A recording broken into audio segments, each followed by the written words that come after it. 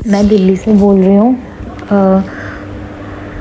सबसे पहले मैं अपने सत्संग की शुरुआत मंत्र जाप से करूँगी। ओम नमः शिवाय शिवजी सदा सहाय। ओम नमः शिवाय गुरुजी सदा सहाय। ओम नमः शिवाय शिवजी सदा सहाय। ओम नमः शिवाय गुरुजी सदा सहाय। ओम नमः शिवाय शिवजी सदा सहाय। ओम नमः शिवाय गुरुजी सदा सहाय। गुरुजी का आदेश था कि मैं आज सोने से पहले शुक्राना सत्संग अपना शेयर करूं, तो मैं आज ये कर रही हूँ। ये बहुत ही बड़ा शुक्राना है, सत्संग है मेरे इस साल का और मेरे जीवन का। मैंने अभी दिल्ली इसी साल शिफ्ट किया था फेब में, और बस मैं दिल्ली आई और उसके बाद से जो मेरी तबीयत बहुत ही ज़्यादा ख़राब हो गई और कई सारे मुझे इश्यूज़ हो गए। मुझे PCOS वगैरह भी है और कुछ हार्मोनल इश्यूज़ भी। तो वही सबसे या जिस भी वजह से, तो मुझे पेट का उसकी वजह से बहुत ज़्यादा ब्लोटिंग होती थी और गैस का प्रॉब्लम होता था, सर में चढ़ती थी, मुझे ऐसा लगता था जैसे चक्कर आ रहा है। और होते होते होते इतने महीने निकल गए थे और मैं बहुत परेशान थी। जो भी शायद धीरे धीरे जो ठीक हो रहा था वो भी गुरुजी की इतनी मुझ पे जो कृपा थी या जो मुझे इतना ब्लेस किया वो भी उससे ही हो रहा था। पर अभी पिछले हफ्ते कुछ दिन पहले बीच में तबीयत सही हो गई थी पर फिर से ख़राब हो गई।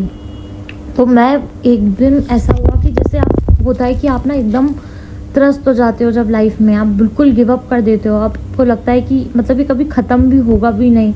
1 महीना 2 महीना 6 महीना 9 महीना करते करते करते आप इतना सफ़र करते हो कि एक पॉइंट के बाद वो अनबेरेबल हो जाता है। और मैं भी शायद 4 दिन पहले की लगभग बात होगी कि एकदम मुझे बहुत एकदम रोना ही आ गया कि गुरुजी ये कैसे होगा, मैं कभी ठीक भी हो पाऊँगी कि नहीं। मैं जल प्रसाद लेती हूँ, मैं चंदन का तिलक लगाती हूँ, मैं मंत्र जाप करती हूँ, मैं सत्संग सुनती हूँ और मैं जानती हूँ कि आप जितना कर रहे हैं वो भी बहुत ज़्यादा कर रहे हैं, उतनी ब्लेसिंग्स आप हमें दे रहे हैं। पर फिर भी मतलब मुझे अब बस मुझ में जो पेशेंस है वो अब ख़त्म हो रहा है। मुझे नहीं समझ आ रहा मैं कैसे ठीक होंगी गुरुजी, मैं होंगी भी कि नहीं होंगी। और मुझे नहीं पता क्या हुआ, कैसे हुआ, किस तरह से हुआ। पर उसी के अगले दिन से मेरी तबीयत में बहुत ज़्यादा इम्प्रूवमेंट आ गया। जो मुझे थकान रहती थी, ऐसा लगता था मुझे चक्कर आ रहे हैं, मुझसे खड़ा नहीं हुआ जा रहा। मतलब आप मानिए 90% ठीक हो गया, शायद सिर्फ 10% की कुछ ऊपर नीचे तकलीफ़ बची होगी मेरी। गुरुजी का अनंतम अनंतम शुक्राना करती हूँ मैं। ये बहुत बड़ा सत्संग है मेरा और मैं कितना भी शुक्राना करूँ वो कम होगा। मतलब इतने महीनों की तकलीफ़ और जब वो ऐसे ख़त्म हो जाती है, जैसे शायद गुरुजी को लगा कि बस अब मेरी बेटी से और बर्दाश्त नहीं होगा। उसने बहुत महीनों से सहन किया और शायद वो कष्ट गुरुजी ने अपने ऊपर ले लिया, काटा मेरा कष्ट, क्या किया कैसे मुझे नहीं पता। और उसी के बाद से मेरे को बार बार गुरुजी के टेलीपैथी से मैसेज आ रहे हैं कि तेरी जो हार्मोन्स वाली प्रॉब्लम है वो सही कर दिया, तेरी पेट की तकलीफ़। मुझे इतने सारे पेट के सत्संग आ गए और गुरुजी कह रहे हैं कि अभी तो तेरा और अच्छा करना है, तेरे दिन बदलने वाले हैं, तुझे खुशखबरी मिलने वाली है, तुझे नई लाइफ के लिए रेडी कर रहा हूँ। ऐसा लगता है जैसे गुरुजी ने जब से हाथ थामा है कोई लाइफ में जैसे कोई ट्रांसफॉर्मेशन हो रहा है, जैसे हम इवॉल्व होते हैं हम वैसे हो रहे हैं धीरे धीरे धीरे करके। मेरे को बहुत एंग्जाइटी होती थी, बहुत पैनिक होता था, हर चीज़ में ओवरथिंक करती थी, बहुत इमोशनल थी, इतनी नेगेटिव हो जाती थी। पता नहीं मुझे डर लगता था कि कहीं मुझे ये बीमारी ना हो जाए, मुझे वो बीमारी ना हो जाए। मैं बहुत सालों से बहुत बीमार रही हूँ और ऐसी चीज़ की समझ नहीं आता कि ये क्या हो रहा है और ये क्यों हो रहा है। और फिर महीनों महीनों तक मेरे को वो चीज़ परेशान करती है। तो गुरुजी कह रहे थे कि बस ये मेरा आदेश है बेटी कि तू अभी इसको सह, ये बस वक्त निकाल, क्योंकि जो कर्म है, जो माड़े कर्म है उनको तो काटना ही पड़ेगा। मैं उन्हें काट रहा हूँ पर कुछ तो सहना ही पड़ेगा ताकि वो आगे जाके तुझे परेशान ना करें। इसलिए तेको उन्हें अभी सहन करना होगा। और मैंने किया, पर वो गुरुजी इतने दयालु हैं, अपनी बेटी को का कष्ट नहीं देख पाए, वो भी काट दिया। गुरुजी बहुत अच्छे हैं, बहुत अच्छे हैं। पर मैं एक बात ज़रूर कहना चाहूँगी, मैं सच में गुरुजी बुलवा रहे हैं, मैं नहीं बोल रही। इंस्टाग्राम पे कुछ लोगों ने गुरुजी के नाम से बहुत मजाक बना के रखा हुआ है। पता नहीं सब कुछ झूठ क्या क्या करते हैं। आज एक कुछ पोस्ट आया, मेरी फ्रेंड ने कहा देखो ये उस पर लिखा है कि रोटी पे दर्शन हो रहे हैं, जबकि ऐसा कुछ नहीं हो रहा था। इससे क्या होता है कि जो लोगों को विश्वास नहीं है या जो नहीं है उनको लगता है कि ये सब तो कुछ गलत चीज़ है, ये सब सही चीज़ नहीं है।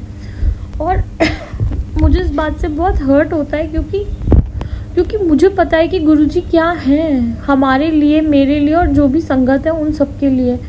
तो कभी मुझे लगता है कि गुरुजी इनको नहीं जोड़ रहे, वो शायद जब भी उनको कन्विंस करेंगे कर देंगे, मेरा काम नहीं है। बट फिर भी मुझे बहुत हर्ट होता है जब कोई ऐसे बोलता है गुरुजी के लिए या उनके बारे में कुछ भी। तो मुझे नहीं समझ आता मैं क्या करूं। तो बस मैं इसीलिए चाहती हूँ कि जो भी इस प्लेटफॉर्म से, इंस्टाग्राम से, जहाँ से भी करते हैं, सच चीज़ शेयर करें, अच्छी चीज़ ही शेयर करें और कोई ऐसा ना करें जिससे वो लोग जो संगत का हिस्सा नहीं है, अगर वो नहीं भी संगत बन रहे तो कम से कम ये तो नहीं सोचें कि ये सब चीज़ जो है वो गलत है या कुछ पाखंड फैला रखा है और अंधविश्वास फैला रखा है लोगों में। गुरुजी तो ये सब कभी नहीं करते थे, तो उनके नाम से ये सब प्लीज़ मत करिए। और बस मुझे और तो कुछ नहीं कहना अभी। मेरे परिवार पे गुरुजी की बहुत असीम कृपा हुई है। मुझे अभी बड़े मंदिर आने का भी मौका मिला था, गुरुजी ने खुद ही बुलाया था, वो सत्संग भी मैं शेयर कर चुकी हूँ।